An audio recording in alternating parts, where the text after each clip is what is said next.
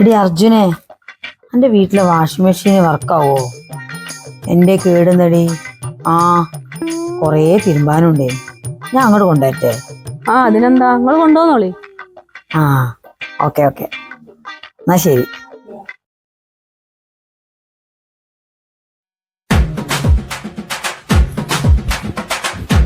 അർജുനെ, ഇതാടി കുറച്ചേ ഉള്ളൂ. ഇത് വളരെ കുറഞ്ഞായിരുന്നു.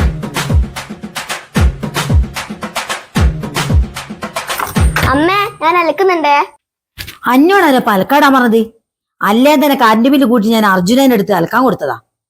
നമ്മക്കേ നാളെ അത് അവിടെ നിന്ന് അലക്കാം. ആ അർജുന ഇനിയപ്പോ വന്ന്? ഞാൻ വന്നിട്ട് കുറച്ചായി.